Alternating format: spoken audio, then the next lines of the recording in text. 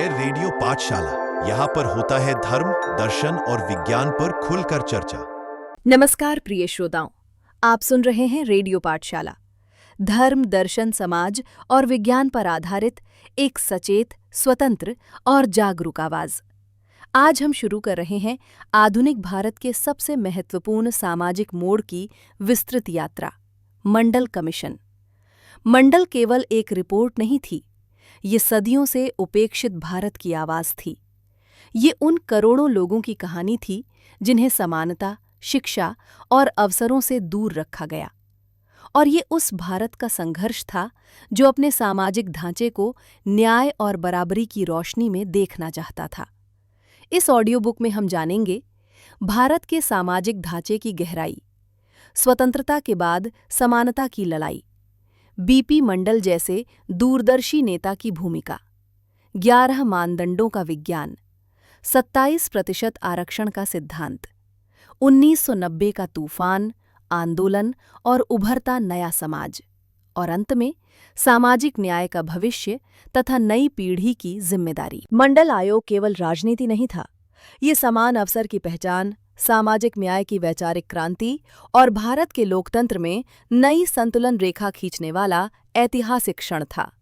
तो आइए सुनते हैं मंडल कमीशन, सामाजिक न्याय की महागाथा के हर अध्याय को बेहद गहराई, विस्तार और संवेदनशीलता से। भारत की आदिम सभ्यता, सिंधु, गंगा घाटी और दक्षिण के प्राचीन समुदाय, सभी का समाज परिवारों, कबीले और समुदायों पर आधारित था। धीरे धीरे ये समूह व्यवसाय, कौशल और आवश्यकताओं के अनुसार बंटने लगे। कोई कृषि करता था, कोई लोहे का काम, कोई मिट्टी के बर्तन बनाता, कोई व्यापार करता। यही वर्गीकरण आगे चलकर वर्ण व्यवस्था का बीज बना।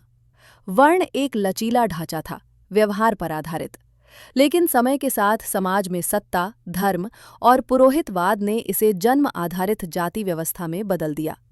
जाति ने जन्म के साथ ही मनुष्य की पहचान, पेशा, सामाजिक सम्मान और अवसरों को निर्धारित कर दिया। यहाँ से भारत में सामाजिक असमानता की मजबूत नींव पड़ गई। भारतीय समाज का सबसे मजबूत स्तंभ ज्ञान था, लेकिन ज्ञान पर अधिकार कुछ समूहों के हाथों में सीमित रहा। उसका परिणाम ये निकला, शिक्षा, सत्ता, मंदिर, अनाज के गोदाम, जमीन और न्याय, सब कुछ एक सीमित वर्ग के पास केंद्रित हो गया। बाकी समुदाय पीढ़ियों तक नीचे कर दिए गए। धर्म और दर्शन ने समाज को जोड़ने का काम भी किया और कई बार बांटने का भी। एक, समाज को जोड़ने वाले विचार। उपनिषदों में एकता का विचार, बुद्ध के करुणा और समानता के सिद्धांत, कबीर, रैदास, नानक की समतावादी धारा, भक्ति और सूफी आंदोलन, समाज को बांटने वाले ढांचे, जाति जन्माधारित होना, पेशा बदलने पर रोक, छुआछूत, ऊंच नीच का धार्मिक और सामाजिक समर्थन, इन विरोधाभासों ने भारत के सामाजिक ढांचे को जटिल बनाया। जाति केवल पहचान नहीं रही, ये आर्थिक स्थिति बन गई। जमीन किसके पास होगी, शिक्षा किसे मिलेगी, व्यापार कौन करेगा, सेना में किसे स्थान मिलेगा, मंदिरों में अधिकार किसके होंगे, इन सब का जवाब जाति तय करती थी। हजारों समुदाय इसी व्यवस्था में पीछे धकेल दिए गए। इन्हीं को आज हम पिछड़ा वर्ग, ओबीसी और अन्य कमजोर समुदायों के रूप में पहचानते हैं। समय समय पर बड़े सामाजिक परिवर्तन हुए। बौद्ध धर्म का उदय, भक्ति आंदोलन, सूफी आंदोलन, भारतीय जागरण, 19वीं सदी, संविधान निर्माताओं की समानता की दृष्टि, इन सभी ने असमानता को चुनौती दी। लेकिन जाति व्यवस्था इतनी गहरी थी कि इसका प्रभाव आज तक जारी है। 1947 के बाद भारत एक समानता आधारित लोकतंत्र बना। संविधान ने स्पष्ट कहा, सभी बराबर हैं, जन्म आधारित भेदभाव गलत है, कमजोर वर्गों को न्याय दिलाना राज्य की जिम्मेदारी है। यहीं से सामाजिक न्याय की यात्रा औपचारिक रूप से शुरू हुई, जो आगे चलकर मंडल कमीशन जैसे प्रयासों में बदलने वाली थी। हालांकि संविधान ने रास्ता दिखा दिया था, पर वास्तविक समाज में आर्थिक असमानता, सामाजिक भेदभाव, जाति आधारित अवसरों की कमी बनी रही। पिछड़े वर्गों की असली स्थिति समझने के लिए सरकार को एक व्यापक आयोग चाहिए था। यहीं से मंडल कमीशन के जन्म की जमीन तैयार हुई। स्वतंत्र भारत की सुबह जब 15 अगस्त 1947 को उदय हुई, तो देश ने केवल राजनीतिक आज़ादी ही नहीं पाई थी। उस दिन करोड़ों लोगों के दिलों में एक और सपना जन्मा था, एक ऐसा भारत जहां सब बराबर हों, सबको समान अवसर मिले और कोई भी केवल जन्म के आधार पर पीछे न रह जाए। भारत के संविधान की रचना करने वाले नेताओं डॉक्टर भीमराव अंबेडकर, जवाहरलाल नेहरू, राजेंद्र प्रसाद, मौलाना आजाद और अन्य सदस्यों के सामने सबसे बड़ी चुनौती ये थी कि सदियों से टूटे बिखरे, असमानताओं से भरे भारतीय समाज को कैसे एक बराबर धरातल पर लाया जाए। संविधान का उद्देश्य साफ था: सामाजिक, आर्थिक और राजनीतिक न्याय सुनिश्चित करना। इसी कारण संविधान में कई महत्वपूर्ण प्रावधान जोड़े गए। अनुच्छेद 14, सबके लिए समानता। अनुच्छेद 15(4), पिछड़े वर्गों के लिए विशेष प्रावधान। अनुच्छेद 16(4), नौकरियों में आरक्षण का अधिकार। अनुच्छेद 46, राज्य का दायित्व, कमजोर और पिछड़े वर्गों की उन्नति। लेकिन संविधान के इन वचनों को जमीन पर उतारना आसान नहीं था। ये एक लंबे संघर्ष की शुरुआत थी। आज़ादी के शुरुआती वर्षों में सरकार का ध्यान प्रशासन खड़ा करने, आर्थिक ढांचे को मजबूत करने और एकजुट राष्ट्र बनाने पर था। मगर इसी बीच ये स्पष्ट होने लगा कि सदियों की सामाजिक असमानता आज़ादी के एक दिन में खत्म नहीं हो सकती। जो जातियां और समुदाय ऐतिहासिक रूप से संसाधनों से दूर रहे थे, उनकी स्थिति शिक्षा, नौकरी, पूंजी और सामाजिक सम्मान के मामले में बेहद कमजोर बनी रही। 1953 में कलेक्टर कप आयोग, काका कालेलकर कमीशन बनाया गया, जो भारत का पहला ओबीसी आयोग था। इसने पिछड़ी जातियों की विशाल संख्या और उनके वास्तविक पिछड़ेपन को उजागर किया। लेकिन आयोग की रिपोर्ट को सरकार ने लागू नहीं किया। क्यों? राजनीतिक इच्छा शक्ति की कमी, सामाजिक विरोध का डर, जाति आधारित डेटा को स्वीकारने में झिझक। इसका परिणाम ये हुआ कि समानता का सपना कागज पर तो जिंदा रहा, लेकिन धरातल पर नहीं।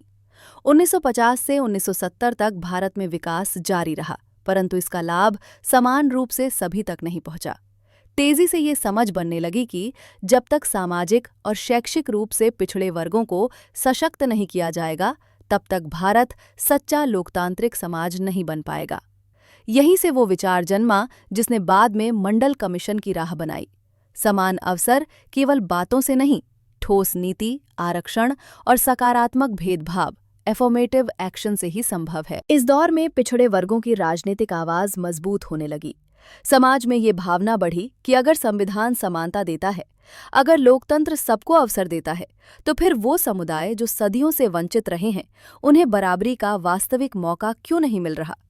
यहीं से लोकतांत्रिक भारत के सपने में सामाजिक न्याय एक मजबूती से उभरता स्तंभ बन गया। समानता का सपना अब सिर्फ आदर्श नहीं रहा, ये एक राजनीतिक संकल्प बन चुका था। सवाल सिर्फ इतना था, कौन वो कदम उठाएगा जो देश को सामाजिक न्याय की ओर निर्णायक रूप से आगे बढ़ा दे।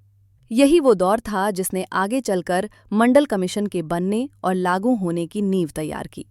1970 का दशक भारत के लोकतांत्रिक इतिहास में एक उथल-पुथल, बदलाव और सामाजिक चर्न का समय था। ये वो दौर था जब देश आज़ादी के लगभग 2.5 दशक बाद भी उस समानता तक नहीं पहुंचा था जिसका सपना संविधान निर्माताओं ने देखा था। हालांकि 1950 में संविधान लागू हो गया था, लेकिन जमीनी स्तर पर समाज एक जैसा नहीं था। कुछ वर्गों के पास सदियों से संसाधन, जमीन, शिक्षा और अवसर थे, जबकि बड़ी आबादी, विशेष रूप से ओबीसी समुदाय, अब भी सामाजिक और आर्थिक रूप से पीछे थी। सरकारें वादे करती रहीं, योजनाएं बनती रहीं, पर बदहाल वर्गों तक बदलाव बहुत धीरे पहुंचा। SC/ST वर्ग के लिए संविधान में पहले से आरक्षण का प्रावधान था, लेकिन ओबीसी वर्ग, जो आबादी का बड़ा हिस्सा था, उसे ना तो स्पष्ट पहचान मिली, ना कोई आधिकारिक सर्वे, ना ही सरकारी अवसरों में भागीदारी। वे ना तो सवर्ण माने जाते थे और ना ही अनुसूचित जाति जनजाति की श्रेणी में आते थे। उनका स्थान बीच में था, बिना अधिकारों के, बिना प्रतिनिधित्व के। इस दशक में देश भर में समानता, प्रतिनिधित्व और न्याय की मांग बढ़ने लगी। बिहार में जेपी आंदोलन, दक्षिण भारत में पिछड़ा वर्ग आंदोलन, कर्नाटक, तमिलनाडु और आंध्र प्रदेश में सामाजिक न्याय की राजनीति, इन सब ने दिखाया कि देश का एक बड़ा तबका सरकारी नौकरियों और शिक्षा में हिस्सा नहीं पा रहा था। भारत में गरीबी हटाओ का नारा जोर से उठ रहा था, लेकिन सामाजिक असमानता को दूर किए बिना सिर्फ आर्थिक योजनाएं पर्याप्त नहीं थीं। सरकार के पास ये जानने के लिए कोई सटीक डेटा नहीं था कि बैकवर्ड क्लासेस कितनी है, उनकी सामाजिक स्थिति कितनी कमजोर है और उन्हें कितना आरक्षण दिया जाना चाहिए। देश को एक ऐसे आयोग की आवश्यकता थी जो वैज्ञानिक और सामाजिक मानदंडों पर पिछड़ेपन को पहचाने और समान अवसर दिलाने का मार्ग दिखाए। 1977 में जनता पार्टी की सरकार बनी। ये पहली बार था जब केंद्र में एक गैर कांग्रेसी सरकार आई। इस सरकार के कई नेता सामाजिक न्याय आंदोलनों से जुड़े थे। सरकार ने माना कि जब तक पिछड़े वर्गों को उचित प्रतिनिधित्व नहीं मिलेगा, भारत का लोकतंत्र अधूरा रहेगा, और इसी ऐतिहासिक सोच से जन्म हुआ। सरकार ने बीपी मंडल की अध्यक्षता में द्वितीय पिछड़ा वर्ग आयोग बनाया, जिसका उद्देश्य था भारत में सामाजिक रूप से पिछड़े वर्गों की पहचान और उनके लिए उचित आरक्षण का निर्धारण। मंडल कमीशन अचानक नहीं बना। ये सदियों की असमानता, आज़ादी के बाद की उपेक्षा और 1970 के दशक के सामाजिक संघर्षों का परिणाम था। ये सिर्फ एक आयोग नहीं था, बल्कि भारत के सामाजिक न्याय आंदोलन का एक निर्णायक मोड़ था। 1970 के दशक का भारत एक ऐसे मोड़ पर खड़ा था जहां सामाजिक न्याय की आवाजें लगातार बुलंद हो रही थी। इसी पृष्ठभूमि में एक ऐसे नेता का उदय हुआ जिसने इतिहास की दिशा बदल दी, बीपी मंडल, यानी बिंदेश्वरी प्रसाद मंडल। उनका नाम आज सामाजिक न्याय, समान अवसर और पिछड़े वर्गों की पहचान के साथ गहराई से जुड़ा हुआ है। बिहार के मधेपुरा जिले में जन्मे बीपी मंडल न केवल एक जमीन से जुड़े हुए नेता थे, बल्कि अपने समय के सबसे समझदार सामाजिक राजनीतिक विचारकों में से एक भी थे। वे ऐसे परिवार से आते थे जो सामाजिक सरोकारों और जनहित में काम करने के लिए प्रसिद्ध था। सरल जीवन, स्पष्ट विचार और समाज के सबसे कमजोर तबकों की बेहतरी के लिए दृढ़ प्रतिबद्धता, यही उनकी पहचान बन गई। बीपी मंडल बहुत कम उम्र में ही राजनीति में आ गए थे। 1940 से 50 का दौर वो समय था जब भारत नया नया स्वतंत्र हुआ था और राजनीति का उद्देश्य अभी भी राष्ट्र निर्माण था, सत्ता नहीं। उन्होंने हमेशा किसानों, मजदूरों, पिछड़े वर्गों और ग्रामीण भारत की आवाज को प्राथमिकता दी। उनके भाषणों में जातिगत भेदभाव, सामाजिक असमानता और अवसरों की कमी जैसे मुद्दों पर गहरी चिंता झलकती थी। बीपी मंडल को समाज की जड़ों तक जाकर उसकी समस्याओं को समझने की अद्भुत क्षमता प्राप्त थी। उनका मानना था कि भारत की आज़ादी अधूरी है जब तक समाज के सबसे कमजोर वर्गों को समान अवसर नहीं दिया जाता। यही सोच उन्हें सामाजिक न्याय की लड़ाई का प्रमुख योद्धा बनाती है। इस दौर में पिछड़े वर्गों की स्थिति बहुत खराब थी। न नौकरियां, न शिक्षा में पहुंच, न कोई राजनीतिक प्रतिनिधित्व। बीपी मंडल हर मंच पर कहते थे कि अगर भारत को आगे बढ़ाना है तो 70% से अधिक आबादी को न्याय देना होगा। उनकी आवाज इतनी मजबूत थी कि बड़ी राजनीतिक पार्टियां भी इसे अनदेखा नहीं कर सकती थीं। 1978 में जनता पार्टी की सरकार ने द्वितीय पिछड़ा वर्ग आयोग बनाने का निर्णय लिया। प्रधानमंत्री मोरारजी देसाई और प्रमुख नेताओं को किसी ऐसे व्यक्ति की तलाश थी जो ईमानदार हो, जातीय संरचना समझता हो, निष्पक्ष कार्य कर सके और पीछे छूटे वर्गों के दर्द को महसूस कर सके। सबकी नजर एक ही नाम पर जाकर ठहर गई, बीपी मंडल। उनका चयन केवल इसलिए नहीं हुआ कि वे मंडल समुदाय से आते थे, बल्कि इसलिए कि वे भारत के सामाजिक ताने बाने को गहराई से समझते थे। बीपी मंडल का मानना था कि पिछड़े वर्गों को अवसर देने से देश मजबूत होगा। सामाजिक पिछड़ापन आर्थिक पिछड़ेपन से अधिक गंभीर समस्या है। आरक्षण कोटा नहीं, बल्कि न्याय है। जाति भारत की सामाजिक वास्तविकता है, इसे अनदेखा करके समानता नहीं लाई जा सकती। उनकी यही दृष्टि बाद में मंडल कमीशन रिपोर्ट की रीढ़ बनी। बीपी मंडल ने पूरे देश में गांव, कस्बे, शहर और कठिन इलाकों तक टीम भेजी। उन्होंने कहा, अगर रिपोर्ट असली भारत की कहानी नहीं बताएगी तो ये सिर्फ कागज का पुलिंदा रह जाएगी।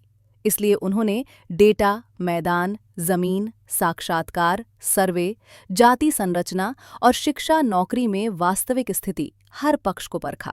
उनका उद्देश्य था सिर्फ रिपोर्ट बनाना नहीं, बल्कि इतिहास में दर्ज एक न्यायपूर्ण दस्तावेज तैयार करना।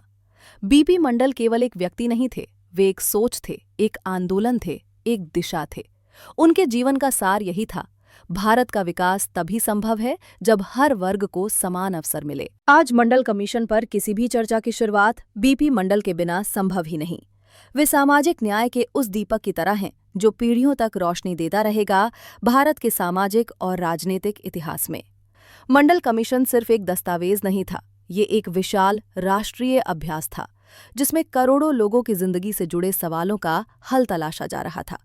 1979 से 1980 के बीच लगभग 1.5 साल तक ये आयोग कैसे काम करता रहा, इसके भीतर की प्रक्रिया कैसी थी, कौन कौन सी चुनौतियां आईं।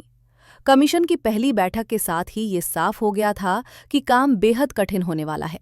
कारण स्पष्ट थे। भारत की जातिकीय संरचना अत्यंत जटिल, पिछड़ेपन को मापने का कोई स्पष्ट मानदंड नहीं, हजारों जातियों में विभिन्न स्तर का सामाजिक आर्थिक अंतर। इसलिए आयोग ने शुरुआत में 3 बड़े काम तय किए। देश की जाति संरचना का समाजशास्त्रीय अध्ययन, राज्यों से आंकड़े और रिपोर्टें जुटाना, पिछड़ेपन को मापने के मानदंड तैयार करना।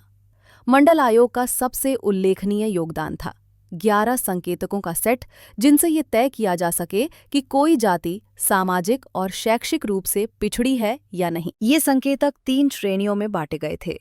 ए, सामाजिक पिछड़ापन, जाति का सामाजिक दर्जा, परंपरागत पेशा, लड़कियों की शिक्षा की स्थिति, बाल विवाह आदि। बी, शैक्षिक पिछड़ापन, स्कूल जाने की दर, कॉलेजों में प्रतिनिधित्व, साक्षरता दर आदि। सी, आर्थिक पिछड़ापन, भूमिहीनता, कर्ज, घर की संरचना, आय का स्तर, निर्धनता आदि। इन 11 संकेतकों को बनाने में आयोग ने समाजशास्त्रियों, अर्थशास्त्रियों, लोक प्रशासन विशेषज्ञों और विभिन्न राज्यों की रिपोर्टों का अध्ययन किया।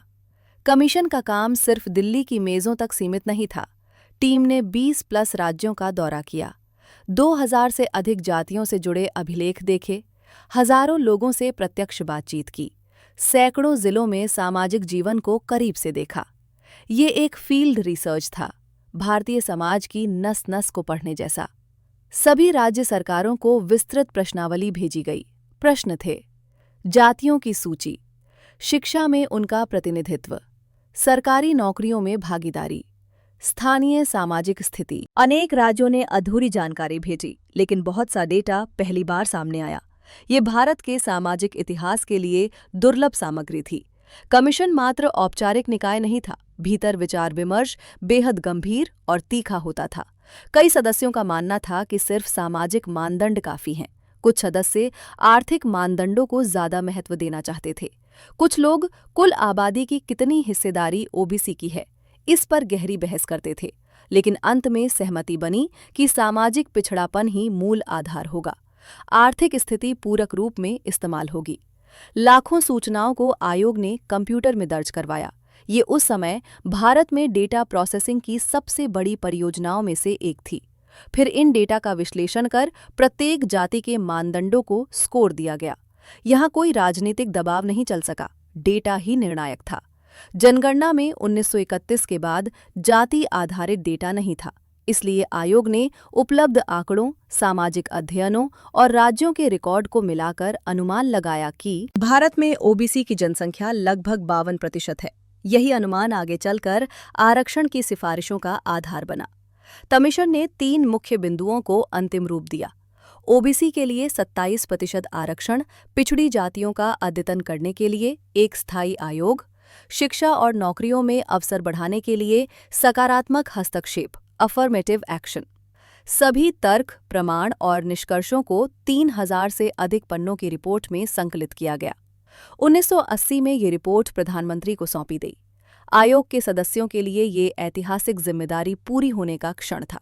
उन्हें अंदाजा नहीं था कि आने वाले वर्षों में ये रिपोर्ट भारत की राजनीति, समाज और बराबरी के संघर्ष का चेहरा बदल देगी। मंडल कमीशन एक सूक्ष्म, वैज्ञानिक और व्यापक सामाजिक प्रयोग था। ये सिर्फ आरक्षण तय करने का काम नहीं था, बल्कि भारत के सामाजिक ढांचे की गहराई को समझने का राष्ट्रीय प्रयास था। और इसी कारण आज भी मंडल कमीशन समानता की दिशा में भारत के इतिहास का सबसे साहसिक कदम है। मंडल कमीशन ने पिछड़ेपन को पहचानने के लिए 11 सामाजिक, आर्थिक और शैक्षिक मानदंड तय किए। इन मानदंडों का उद्देश्य था: कौन सा समुदाय वास्तव में सामाजिक रूप से वंचित है, इसे वैज्ञानिक और प्रमाणिक तरीके से तय करना। कमीशन ने 3 श्रेणियों में मानदंड बनाए: सामाजिक मानदंड, सोशल इंडिकेटर्स; शैक्षिक मानदंड, एजुकेशनल इंडिकेटर्स; आर्थिक मानदंड, इकोनॉमिक इंडिकेटर्स। हर मानदंड भारत के सामाजिक ताने बाने की गहराई को पकड़ता है। इस अध्याय में हम इन 11 मानदंडों को कहानी शैली, समाजशास्त्रीय दृष्टि और रेडियो पाठशाला की विचारधारा के अनुरूप समझेंगे। ये मानदंड समाज में मिलने वाली स्थिति, प्रतिष्ठा, अवसर और व्यवहार पर आधारित थे। इनका भार सबसे ज्यादा रखा गया क्योंकि भारत में पिछड़ापन सबसे पहले सामाजिक ही होता है। अगर कोई जाति परंपरागत रूप से खेती मजदूरी, चमड़ा कार्य, ढुलाई, सफाई, शिल्पकारी जैसे कमाई और प्रतिष्ठा वाले कामों में बंधी थी तो उसे सामाजिक रूप से पिछड़ा माना जाता था। एक परिवार पीढ़ियों से जूते बनाने का काम कर रहा है, पर उसके बच्चे डॉक्टर या इंजीनियर बनने का सपना तक नहीं देख पाते। ये केवल आर्थिक कमी नहीं बल्कि सामाजिक बेड़ियां हैं। कई जातियों को ऐतिहासिक रूप से गांव की पंचायतों में जगह नहीं, सामूहिक निर्णयों में आवाज नहीं, सामाजिक समारोहों में पीछे बैठाया जाता था। ऐसी जातियों को सामाजिक रूप से पिछड़ा माना गया। ये मानदंड मंडल कमीशन की आत्मा था। अगर किसी जाति में महिलाओं की स्थिति विशेष रूप से कमजोर थी, शिक्षा अत्यंत कम, बाल विवाह अधिक, काम में हिस्सा ज्यादा लेकिन अधिकार कम, तो वो जाति पिछड़ी मानी जाती थी। मंडल का सिद्धांत: जहां महिला कमजोर है वहां समाज भी कमजोर है। अगर किसी जाति की साक्षरता दर बहुत कम थी या स्कूल छोड़ने की दर अधिक, तो इसे पिछड़ेपन का प्रमाण माना गया। यदि किसी जाति के बच्चे कॉलेज, यूनिवर्सिटी या तकनीकी शिक्षा में लगभग दिखाई ही नहीं देते, तो ये गहरी सामाजिक बाधाओं को दर्शाता है। एक गांव का दृश्य। कॉलेज 20 किलोमीटर दूर है, परिवार के पास साधन नहीं, लेकिन दूसरी जाति के बच्चों के लिए ये दूरी कोई मायने नहीं रखती। यही है असमानता की जमीन। कम आमदनी, कच्चा घर, पर्याप्त भोजन ना मिल पाना, ये संकेत करते हैं कि समुदाय आर्थिक रूप से संघर्षरत है। भारत में भूमि शक्ति है। भूमिहीन जातियां लगभग हमेशा सामाजिक रूप से भी कमजोर पाई गईं। अगर ज्यादातर परिवार महाजन साहूकार से कर्ज लेकर जी रहे हैं, तो ये सामाजिक आर्थिक असुरक्षा का संकेत है। खेतीहर मजदूरों की अधिकता। यदि किसी जाति के अधिकांश लोग दूसरों के खेतों में मजदूरी कर रहे हैं, अपनी कोई आर्थिक पूंजी नहीं है, तो ये पिछड़ेपन का मजबूत सूचक है। घर की आवासीय स्थिति। अगर किसी जाति के अधिकांश परिवार कच्चे मकान, सीमित कमरों, बिना स्वच्छ पानी की स्थिति में रहते हैं, तो उन्हें पिछड़े वर्गों में गिना जाता था। दैनिक जीवन की बुनियादी सुविधाओं की कमी, जैसे पीने का साफ पानी, बिजली, शौचालय, कपड़े, स्वास्थ्य सुविधाएं, इनकी गंभीर कमी समाज की पिछड़ापन को दर्शाती है। मंडल कमीशन का असली मूल्य इस बात में है कि उसने पिछड़ेपन को जाति बराबर पिछड़ापन जैसे सरल और गलत विचार पर आधारित नहीं किया, बल्कि उसने 11 ठोस, वैज्ञानिक, समाजशास्त्रीय और मानवीय आधारों पर विश्लेषण किया। ये समझाता है कि मंडल केवल राजनीति नहीं था, ये भारत के सामाजिक न्याय की सबसे महत्वपूर्ण नींवों में से एक था। ये सिर्फ आंकड़ों की कहानी नहीं है, बल्कि ये उस गहरी सामाजिक संरचना की कहानी है जिसे लंबे समय तक नजरअंदाज किया गया था। ये इस बात का भी आईना है कि भारत में समान अवसर की लड़ाई कितनी जटिल, कितनी ऐतिहासिक और कितनी वास्तविक है। किसी भी वर्ग को आरक्षण देने के लिए सरकार को ये जानना आवश्यक है कि कितनी आबादी वास्तव में सामाजिक आर्थिक रूप से पिछड़ी है, किन समूहों को सबसे अधिक अवसरों की जरूरत है, संसाधनों का वितरण किस तरह से न्यायपूर्ण होगा। ओबीसी की वास्तविक संख्या जानना इसलिए भी जरूरी था क्योंकि संविधान में पिछड़े वर्गों का उल्लेख था, पर उनकी पहचान और संख्या अस्पष्ट थी। असली समस्या ये थी कि 1931 के बाद भारत में जाति आधारित कोई जनगणना नहीं हुई।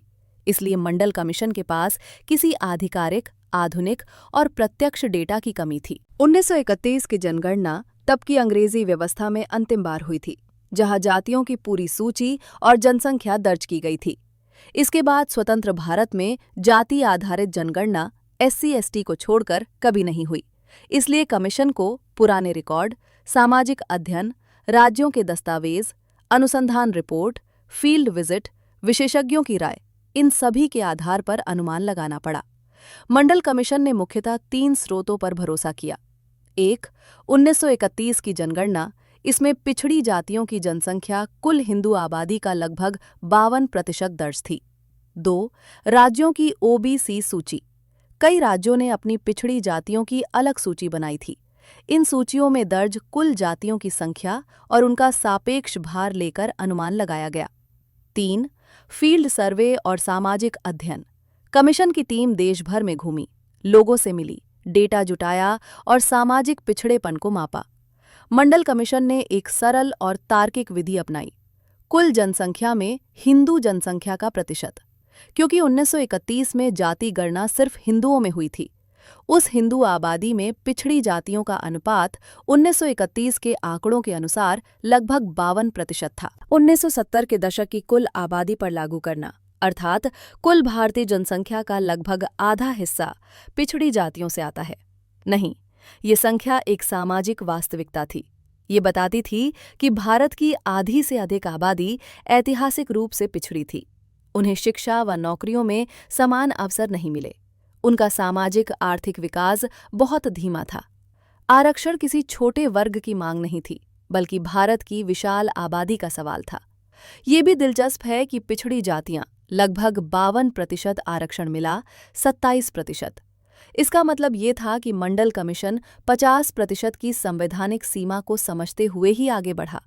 SC/ST के आरक्षण के बाद 52% ओबीसी आबादी को मात्र 27% अवसर दिए गए। ये बताता है कि आयोग की सिफारिशें भावनाओं पर नहीं, कानूनी और संवैधानिक सीमाओं पर आधारित थीं। 52% का आंकड़ा भारतीय राजनीति में भूचाल लेकर आया। पहली बार ये स्पष्ट हुआ कि ओबीसी सिर्फ छोटा या छितराया हुआ समूह नहीं, बल्कि भारत की सामाजिक राजनीतिक धुरी हैं। अनेक राज्यों में ओबीसी नेतृत्व उभरा। कई राष्ट्रीय दलों ने ओबीसी राजनीति को मुख्य धारा बनाया। सामाजिक न्याय और प्रतिनिधित्व की बहस ने नई दिशा ली। आज भी जब हम ओबीसी आरक्षण, सामाजिक न्याय या समान अवसर की बात करते हैं, तो 52% का अनुमान एक मूल संदर्भ बन जाता है। ये बताता है कि भारत में समानता अभी भी एक चलती हुई प्रक्रिया है। ऐतिहासिक असमानताओं को सुधारे बिना सामाजिक न्याय संभव नहीं। आरक्षण सिर्फ आर्थिक नहीं, बल्कि सांस्कृतिक और सामाजिक बराबरी की लड़ाई है। मंडल कमीशन का सबसे बड़ा योगदान सिर्फ आरक्षण नहीं था, बल्कि भारत की सामाजिक सच्चाई को पहली बार स्पष्ट रूप से सामने रखना था।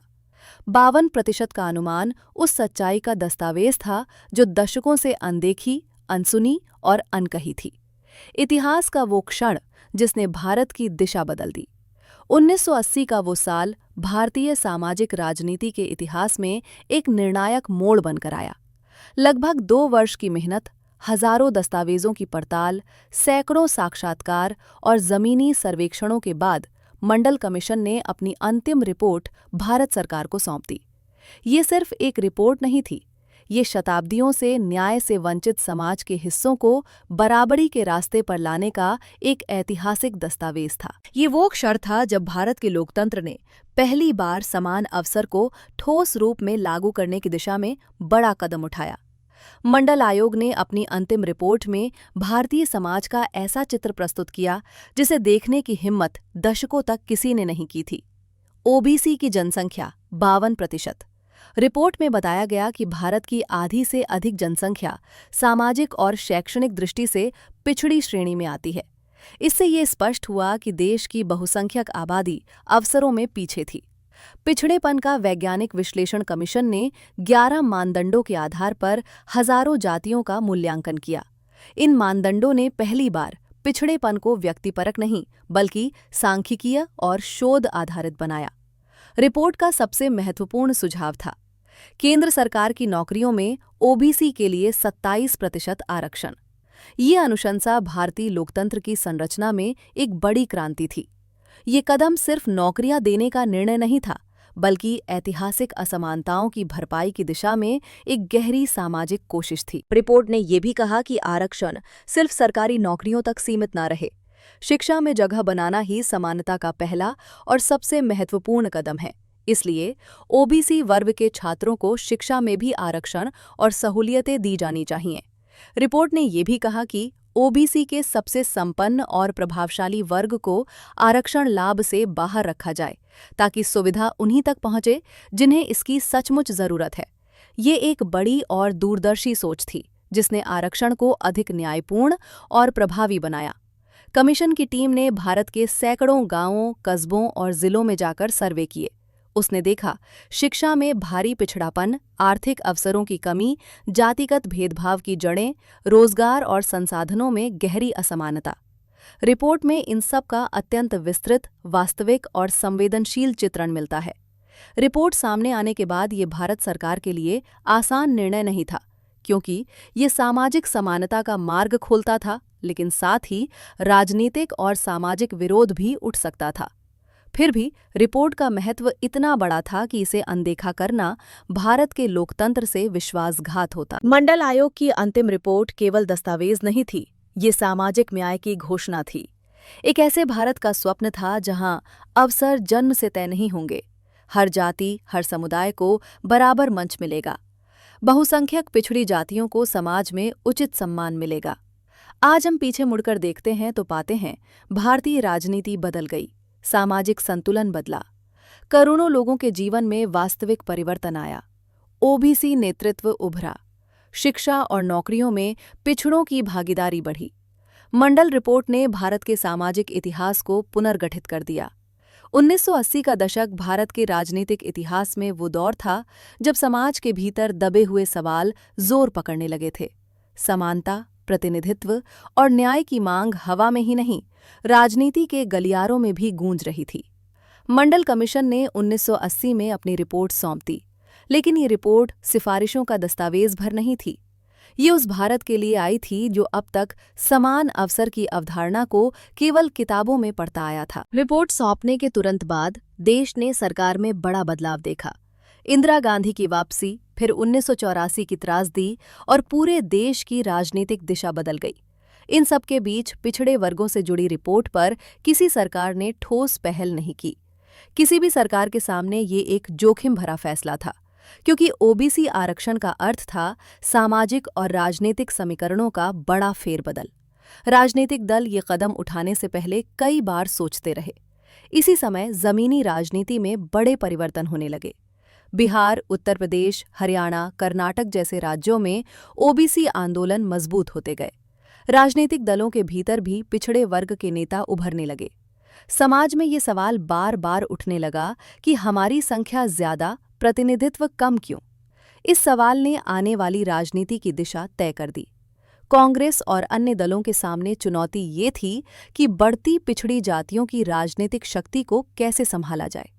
ये वो समय था जब मंडल कमीशन की रिपोर्ट भले ही लागू न हुई हो, लेकिन उसकी चर्चा गांव, कस्बों और युवा समूहों में जड़ पकड़ चुकी थी। राजनीतिक दलों ने महसूस किया कि इस वर्ग की अनदेखी करना लंबे समय में नुकसानदेह होगा। यहीं से ओबीसी राजनीति शुरू होती है, धीरे धीरे लेकिन गहरी जड़ें जमाते हुए। 1989 में केंद्र की सत्ता बदली, वीपी सिंह प्रधानमंत्री बने और उनके गठबंधन में ऐसे दल भी थे जो सामाजिक न्याय को केंद्र में रखकर राजनीति कर रहे थे। अब स्थिति पूरी तरह बदल चुकी थी। राजनीति को संख्या का गणित समझ आने लगा था। ओबीसी भारत की विशाल आबादी थे और उनकी राजनीतिक इच्छाएं स्पष्ट हो चुकी थीं। इस बीच मंडल कमीशन की रिपोर्ट फाइलों में पड़ी थी, लेकिन उसके लागू होने की मांग तेज होती जा रही थी। 7 अगस्त 1990 ये भारतीय इतिहास का वो क्षण था जिसने देश की राजनीति और समाज की दिशा बदल दी। वीपी सिंह सरकार ने घोषणा की, सरकारी नौकरियों में ओबीसी के लिए 27% आरक्षण लागू किया जाएगा। इतिहास में ये क्षण मंडल क्षण के नाम से दर्ज हुआ। घोषणा से पहले ही फाइलें, बहसें, विशेषज्ञों की राय, राजनीतिक दबाव, लोकसभा राज्यसभा के जोड़-तोड़ सब एक जटिल पृष्ठभूमि तैयार कर रहे थे। कुछ दल इस निर्णय को क्रांतिकारी मान रहे थे, कुछ इसे वोट बैंक राजनीति मानते थे। नौकरशाही के भीतर भी समर्थन और विरोध दोनों थे। लेकिन एक बात स्पष्ट थी, भारतीय समाज में सामाजिक न्याय का नया अध्याय खुलने वाला था। मंडल रिपोर्ट का लागू होना सिर्फ एक प्रशासनिक फैसला नहीं था, ये ऊंच नीच पर आधारित हजारों साल पुराने सामाजिक ढांचे को चुनौती थी। इस दशक ने भारत को बताया कि लोकतंत्र में संख्या, समाज और न्याय तीनों साथ मिलकर इतिहास बनाते हैं। 1990 का साल सिर्फ एक कैलेंडर की तारीख नहीं था, ये भारत के इतिहास का वो मोड़ था जिसके बाद सामाजिक समीकरण, राजनीति और अवसरों की परिभाषा बदल गई। जब प्रधानमंत्री वीपी सिंह ने मंडल कमीशन की सिफारिशों को लागू करने का ऐलान किया, देश अचानक एक विशाल बहस, संघर्ष और सामाजिक जागरण के भंवर में प्रवेश कर गया। 7 अगस्त 1990 को संसद में वीपी सिंह की आवाज गूंजी। सरकार मंडल कमीशन की सिफारिशें लागू करेगी और ओबीसी को 27% आरक्षण दिया जाएगा। ये वाक्य एक शांत झील में गिरा वो पत्थर था जिसने सामाजिक लहरों को हर दिशा में फैला दिया। टीवी चैनलों पर लगातार बहसें, अखबारों में बड़े हेडलाइन, कॉलेजों और यूनिवर्सिटियों में अचानक बढ़ती बेचैनी, राजनीतिक दलों में हलचल। सबसे तेज प्रतिक्रिया आई उत्तर भारत के बड़े शहरों से, विशेषकर दिल्ली, पटना, इलाहाबाद, लखनऊ से। कई छात्रों ने विरोध मार्च निकाले, कई जगह टकराव, हिंसा, आक्रोश देखने को मिला। इस दौर की कुछ घटनाएं भारतीय समाज की स्मृति में हमेशा के लिए दर्ज हो गईं। ये आंदोलन केवल आरक्षण के खिलाफ नहीं था, ये उस पीढ़ी का भय था कि अब अवसर बदल रहे हैं। उनके मन में ये था कि आरक्षण से प्रतिभा पीछे छूट जाएगी। जहां एक वर्ग विरोध में सड़कों पर था, वहीं दूसरी तरफ देश के करोड़ों ओबीसी समुदायों में एक नया विश्वास जन्म ले रहा था। गांवों में, छोटे कस्बों में, मजदूरों के घरों में, पिछड़े वर्ग के युवाओं में ये घोषणा एक आशा बनकर पहुंची। अब हमारी भी जगह बनेगी, अब हमारा भी हक मिलेगा, अब हम भी आगे बढ़ सकेंगे। ये समर्थन उतना दृश्य नहीं था, लेकिन इसकी लहर देश के हर कोने में थी। ये शांत मगर गहरा और निर्णायक समर्थन था। मंडल कमीशन के लागू होने से कई क्षेत्रीय दल ओबीसी नेतृत्व के साथ उभरे। राष्ट्रीय राजनीति का फोकस पहली बार ग्रामीणों, पिछड़ों, दलितों और आम जनता पर शिफ्ट हुआ। चुनावी राजनीति में जातीय आधार नई परतों के साथ प्रकट हुआ। वीपी सिंह ने ये निर्णय सिर्फ प्रशासनिक नहीं, राजनीतिक साहस के रूप में भी लिया। इस कदम ने उन्हें सत्ता खोने तक की कीमत चुकानी पड़ी, लेकिन उनकी निर्णय क्षमता ने भारत को एक नए युग में धकेल दिया। 1990 के तूफान ने भारत के सामने कई सवाल खड़े किए। क्या अवसर सिर्फ एक वर्ग के लिए सीमित थे? क्या मेधा का मतलब केवल अंग्रेजी मीडियम और शहरों से था? क्या सदियों से वंचित वर्ग को मौका देना गलत था? क्या समानता का सपना बिना संरचनात्मक सुधार के पूरा हो सकता था? इन सवालों ने भारत को सोचने पर मजबूर किया। एक तरफ विरोध में खड़े युवा थे, दूसरी तरफ वे लोग थे जो पहली बार अपने बजट्स को डॉक्टर, इंजीनियर या अफसर बनने का सपना देख पा रहे थे। दोनों भावनाएं सच्ची थीं, दोनों दृष्टिकोण वास्तविक थे, लेकिन दोनों की जड़ें अलग इतिहासों से निकलती थीं। यही संघर्ष भारत के सामाजिक परिवर्तन की धड़कन बन गया। 1990 का दौर टीवी मीडिया के उदय का समय भी था। पहली बार पूरे देश में एक साथ बहसें होने लगी। मंडल के विरोध में खड़े युवा और अधिकार की उम्मीद में बैठे लाखों परिवार, दोनों देश के सामने दिख रहे थे। राजनीतिक स्तर पर भी ये वो समय था जब मंडल और कमंडल की लड़ाई कही जाने लगी।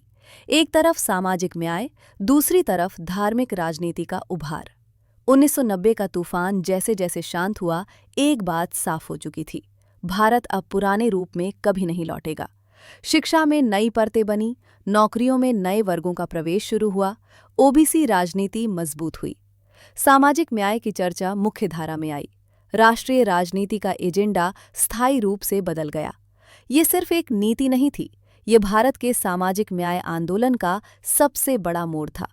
1990 का आंदोलन, विरोध, समर्थन, बहसें सब मिलकर ये दर्शाते हैं कि बदलाव आसान नहीं होता, लेकिन ये भी उतना ही सच है कि मंडल कमीशन भारत में अवसर, प्रतिनिधित्व और न्याय को नए रूप में परिभाषित करने वाला सबसे बड़ा सामाजिक सुधार था।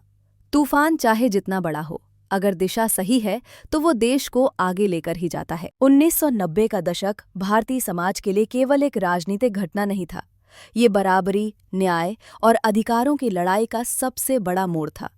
मंडल कमीशन की रिपोर्ट लागू होने के बाद एक सवाल हवा में तैरता रहा, आरक्षण का असली उद्देश्य क्या है? क्या ये केवल सामाजिक समानता का रास्ता था या राजनीतिक लाभ का एक औजार? इन दोनों पहलुओं को गहराई से समझेंगे। स्वतंत्रता के बाद भारतीय संविधान ने स्पष्ट कहा था, सभी नागरिक समान होंगे, लेकिन समानता का अर्थ ये नहीं कि सभी को एक ही जगह से दौड़ शुरू कराई जाए, क्योंकि कुछ समुदाय शिक्षा, संसाधनों और सामाजिक सम्मान से ऐतिहासिक रूप से वंचित थे। इसलिए राज्य पर यह नैतिक जिम्मेदारी थी कि जहां कमी हो वहां अवसर दिया जाए, जहां अन्याय हो वहां न्याय पहुंचाया जाए। आरक्षण इसी न्याय चक्र का हिस्सा था। इसका उद्देश्य था पिछड़े वर्ग को शिक्षा में जगह, नौकरियों में अवसर और समाज में सम्मान। ये मूल रूप से समानता की ओर बढ़ने का साधन था, न कि विशेषाधिकार। भारतीय समाज पिरामिड की तरह था। सबसे ऊपर कुछ जातियां, सबसे नीचे वे लोग जिन्हें अवसरों से दूर रखा गया था। उनके पास न स्कूल, न जमीन, न रोजगार, न समाज में सम्मान, न आगे बढ़ने का कोई साधन। आरक्षण का जन्म इसी ऐतिहासिक असमानता को खत्म करने के लिए हुआ। ये कोई तत्कालीन निर्णय नहीं, बल्कि सदियों की पीड़ा का समाधान था। जब मंडल कमीशन की रिपोर्ट पेश हुई, तब ये केवल सामाजिक न्याय का मामला था। लेकिन जैसे ही इसे लागू करने की घोषणा हुई, राजनीति जाग गई। क्यों? क्योंकि ओबीसी वर्ग की संख्या बहुत बड़ी थी, लगभग 52%। उनका राजनीतिक महत्व बढ़ गया। चुनावी समीकरण बदलने लगे। कुछ दलों ने इसका समर्थन किया क्योंकि ये सामाजिक न्याय का सवाल था। कुछ दलों ने विरोध किया क्योंकि उन्हें लगा कि सत्ता संतुलन बदल जाएगा। यही से आरक्षण सामाजिक न्याय के साथ साथ चुनावी राजनीति का हिस्सा भी बन गया। ये सवाल भारत में अक्सर पूछा जाता है, लेकिन यदि ध्यान से देखें तो पता चलता है आरक्षण वोट बैंक से पहले सामाजिक बैंक था। वोट बैंक तो बाद में बना, लेकिन इसकी जड़ें उस अन्याय में थीं जिसे भारत ने सदियों तक देखा। जो लोग कहते हैं कि आरक्षण केवल राजनीति है, वे ये भूल जाते हैं कि यदि समाज में बराबरी होती, यदि अवसर सबके लिए एक जैसे होते, तो आरक्षण की आवश्यकता ही नहीं पड़ती। आरक्षण का लक्ष्य था धीरे धीरे पिछड़े वर्ग को मुख्यधारा से जोड़ना, सदियों से मिले नुकसान की भरपाई करना, एक ऐसा भारत बनाना जहां अवसर जन्म से नहीं, क्षमता से मिले। ये पद अनुक्रम तोड़ने का प्रयास था। समानता का अर्थ ये नहीं कि सबको समान परिणाम मिले, बल्कि ये कि सभी को समान अवसर मिले। इसमें कोई दो राय नहीं कि कुछ नेताओं ने आरक्षण को वोट जुटाने का साधन भी बनाया। कभी घोषणाएं, कभी विरोध, कभी वादे, सब कुछ राजनीति की रफ्तार में बदल गया। लेकिन राजनीति के कारण आरक्षण का मूल उद्देश्य कमजोर नहीं होता, बल्कि ये साबित करता है कि सामाजिक न्याय इतना ताकतवर था कि राजनीति को भी उसके सामने झुकना पड़ा। कुछ लोग कहते हैं कि आरक्षण मेरिट को कम करता है, लेकिन ये तर्क आधा सच है। सवाल ये नहीं कि कौन ज्यादा होशियार है, सवाल ये है किसे पढ़ने का मौका मिला और किसे नहीं। जिस बच्चे के पास स्कूल नहीं, किताब नहीं, वो उस बच्चे जैसा कैसे बन सकता है जिसके पास सब कुछ है? आरक्षण अवसर देता है, मेरिट को खत्म नहीं करता, उसे बराबर का मैदान देता है। मंडल आयोग का मकसद स्पष्ट था, सामाजिक न्याय, पिछड़े वर्ग को मुख्यधारा में लाना, एक संतुलित समाज बनाना, अवसरों का समान वितरण और भविष्य का समानता आधारित भारत। राजनीति आई, विरोध हुआ, भावनाएं उभरी, लेकिन मूल सिद्धांत नहीं बदला। आरक्षण समानता की ओर सबसे बड़ा कदम था। तो क्या आरक्षण समानता है या राजनीति? उत्तर है, आरक्षण की जड़ें सामाजिक न्याय में है और राजनीति उसकी छाया मात्र है। मंडल कमीशन का उद्देश्य भारत की उस भूली हुई बहुसंख्या को पहचान देना था जिसे इतिहास ने किनारे कर दिया था, और यही उद्देश्य आज भी जीवित है। एक ऐसे भारत के निर्माण के लिए जहां जन्म नहीं, योग्यताएं अवसर तय करे। सन 1990 और 1991 के उथल-पुथल भरे माहौल ने भारत में एक ऐसा प्रश्न खड़ा कर दिया था जो केवल नौकरियों या आरक्षण का नहीं था। ये था, समानता किसे कहते हैं, न्याय किसे कहते हैं, और भारत का लोकतंत्र किस दिशा में जाएगा? जिस बच्चे के पास स्कूल नहीं, किताब नहीं, वो उस बच्चे जैसा कैसे बन सकता है जिसके पास सब कुछ है? आरक्षण अवसर देता है, मेरिट को खत्म नहीं करता, उसे बराबर का मैदान देता है। मंडल आयोग का मकसद स्पष्ट था, सामाजिक न्याय, पिछड़े वर्ग को मुख्यधारा में लाना, एक संतुलित समाज बनाना, अवसरों का समान वितरण और भविष्य का समानता आधारित भारत। राजनीति आई, विरोध हुआ, भावनाएं उभरी, लेकिन मूल सिद्धांत नहीं बदला। आरक्षण समानता की ओर सबसे बड़ा कदम था। तो क्या आरक्षण समानता है या राजनीति? उत्तर है, आरक्षण की जड़ें सामाजिक न्याय में है और राजनीति उसकी छाया मात्र है। मंडल कमीशन का उद्देश्य भारत की उस भूली हुई बहुसंख्या को पहचान देना था जिसे इतिहास ने किनारे कर दिया था, और यही उद्देश्य आज भी जीवित है। एक ऐसे भारत के निर्माण के लिए जहां जन्म नहीं, योग्यताएं अवसर तय करे।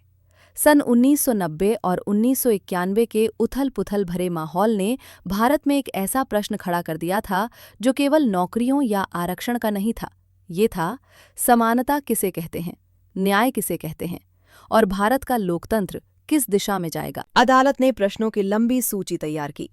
क्या पिछड़ेपन का आधार केवल जाति हो सकता है? क्या आरक्षण 50% से अधिक हो सकता है? क्या आर्थिक रूप से कमजोर लोग पिछड़ेपन की श्रेणी में आते हैं? भारत में बहुत कम मामलों को 9 जजों की बड़ी संविधान पीठ को सौंपा जाता है। मंडल केस इतना महत्वपूर्ण था कि इसे देश के सबसे बड़े कानूनी मंच पर सुना गया। सुनवाई 5 महीने तक चली। दलीलें, आंकड़े, ऐतिहासिक दस्तावेज, सामाजिक अध्ययन, हर पक्ष ने अपनी पूरी ताकत लगा दी। 13 नवंबर 1992 ये तारीख भारतीय लोकतंत्र की सबसे निर्णायक तिथियों में से एक बनी। सुप्रीम कोर्ट का 546 पन्नों का निर्णय आया और ये फैसला भारत में समानता, आरक्षण और न्याय की दिशा बदलने वाला था। फैसले के मुख्य बिंदु: 1.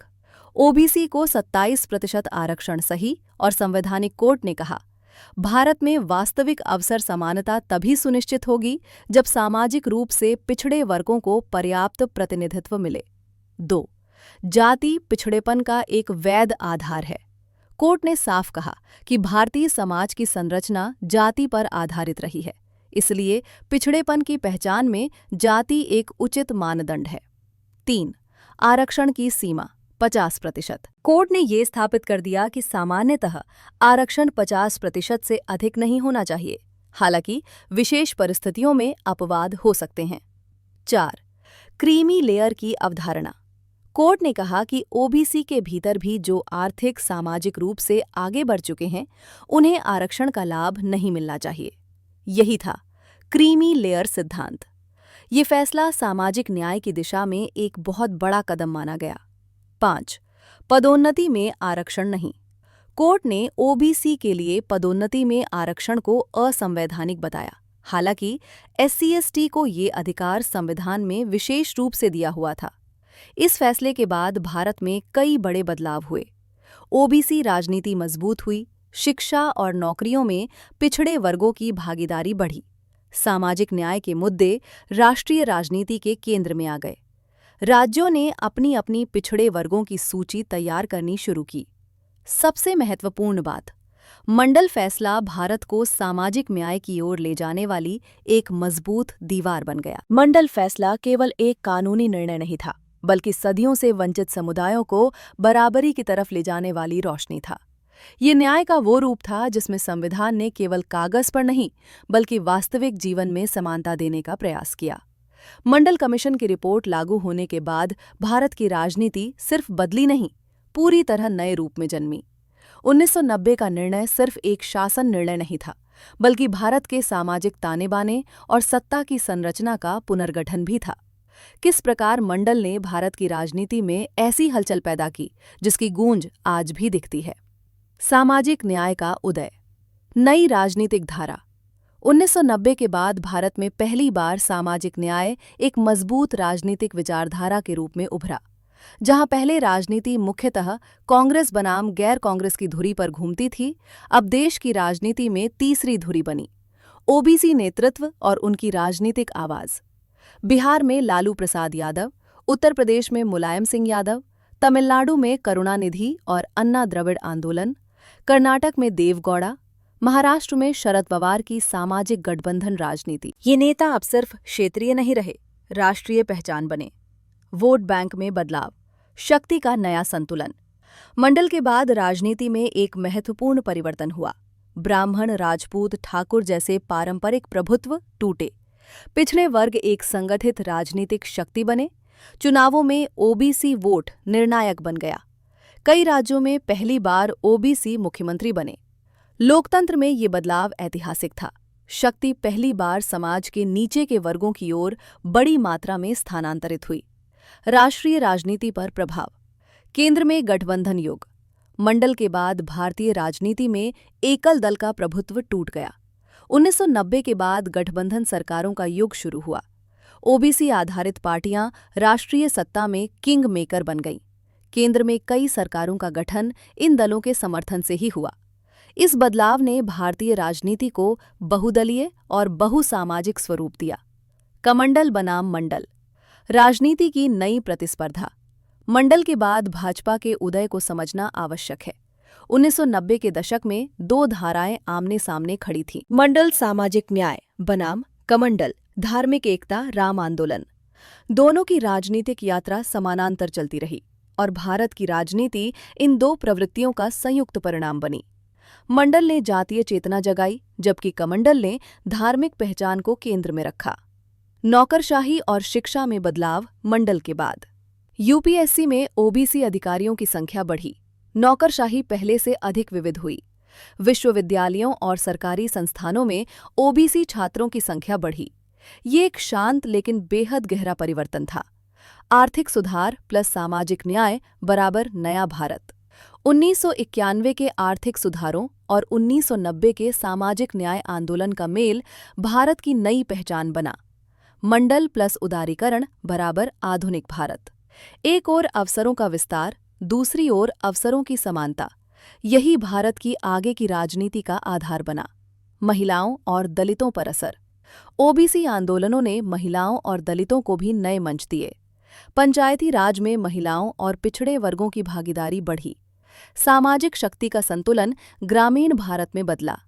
2000 के दशक में नई साझेदारियां। 2000 के बाद भारतीय राजनीति में जाति आधारित सहयोग नए रूप में दिखा। दलित प्लस पिछड़ा गठबंधन, पिछड़ा प्लस मुस्लिम गठबंधन, क्षेत्रीय प्लस राष्ट्रीय दलों का मिश्रण। इस मिश्रण ने राजनीति को अधिक प्रातिनिधिक बनाया। आज का भारत मंडल की विरासत। आज जब किसी राज्य में चुनाव होता है तो सबसे अधिक विश्लेषण होता है ओबीसी वोट, जातीय समीकरण, सामाजिक न्याय की नीतियां। ये दिखाता है कि मंडल आज भी भारत की राजनीति की धुरी है। राष्ट्रीय स्तर पर आयोग, आरक्षण, सामाजिक न्याय, पिछड़े वर्गों की अग्रिम हिस्सेदारी, इन सभी नीतियों की जड़ें मंडल के बाद की राजनीति में गहराई से जुड़ी हैं। चूंकि मंडल कमीशन के पक्ष में है, इसलिए हमारा निष्कर्ष स्पष्ट है। मंडल ने लोकतंत्र का वास्तविक विस्तार किया। मंडल ने सत्ता को समाज के निचले वर्गों तक पहुंचाया। मंडल ने भारत की राजनीति को अधिक न्यायपूर्ण और प्रातिनिधिक बनाया। भारत में मंडल कमीशन की रिपोर्ट लागू होने के बाद से ही पिछड़े वर्गों के लिए सामाजिक और आर्थिक परिदृश्य में बदलाव की शुरुआत हुई। लेकिन 1990 के दशक के बाद समय ने इस आरक्षण नीति को और भी नए स्वरूप में सामने लाया। इसे हम मंडल 2.0 कह सकते हैं। मंडल आयोग ने पहले ही शिक्षा के क्षेत्र में ओबीसी के लिए अवसर बढ़ाने की बात कही थी। आधुनिक भारत में शिक्षा में आरक्षण के कारण अब ओबीसी छात्रों के लिए कॉलेज, विश्वविद्यालय और तकनीकी संस्थान में प्रवेश आसान हुआ। विभिन्न सरकारी और निजी पहल जैसे ओबीसी छात्रवृत्ति, कोचिंग और टॉपर प्रोग्राम ने पिछड़े वर्ग के छात्रों को प्रतिस्पर्धा में बराबरी का मौका दिया। इसके साथ ही शहरी और ग्रामीण क्षेत्रों में डिजिटल शिक्षा ने भी ओबीसी छात्रों के लिए नए दरवाजे खोले हैं। मंडल 2.0 ने सरकारी नौकरी में ओबीसी प्रतिनिधित्व को और सुदृढ़ किया। केंद्रीय और राज्य सरकारों में ओबीसी आरक्षण अब निश्चित प्रतिशत और पदों के अनुसार लागू हो रहा है। प्रशासनिक और सुरक्षा क्षेत्रों में भी ओबीसी की भागीदारी बढ़ी, जिससे समान प्रतिनिधित्व और सामाजिक संतुलन स्थापित हुआ। मंडल आयोग के बाद ओबीसी वर्ग न केवल शिक्षा और नौकरी में बल्कि राजनीति में भी सक्रिय हो गया। विभिन्न राजनीतिक दल अब ओबीसी मुद्दों को अपने एजेंडे में शामिल करते हैं। इसका असर आधुनिक भारत में देखा जा सकता है। समानता की दिशा में सामाजिक आंदोलन और जागरूकता मजबूत हुई है। हालांकि मंडल 2.0 के बावजूद कुछ क्षेत्रों में पिछड़ी जातियों का प्रतिनिधित्व अभी भी सीमित है। उच्च शिक्षा, तकनीकी और आईटी क्षेत्रों में अभी भी ओबीसी छात्रों की भागीदारी कम है। सरकार और समाज दोनों मिलकर अब समान अवसर, कोचिंग सुविधाएं और डिजिटल शिक्षा बढ़ाने की दिशा में काम कर रहे हैं। आज ओबीसी वर्ग शिक्षा और नौकरियों में अधिक अवसर पा रहा है। मंडल 2.0 ने उन्हें आर्थिक, सामाजिक और राजनीतिक रूप से सशक्त बनाया। नई पीढ़ी को शिक्षा, कौशल और नेतृत्व के माध्यम से समाज में बराबरी और न्याय सुनिश्चित करना है।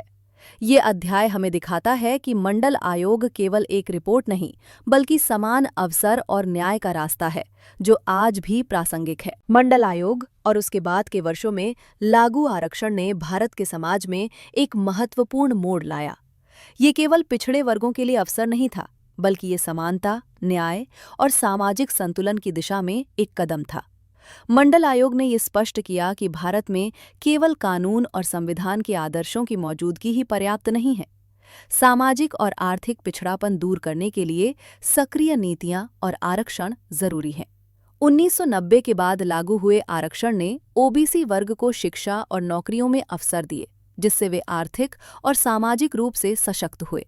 सामाजिक न्याय का अर्थ केवल आरक्षण या सरकारी नौकरियों में हिस्सेदारी नहीं है।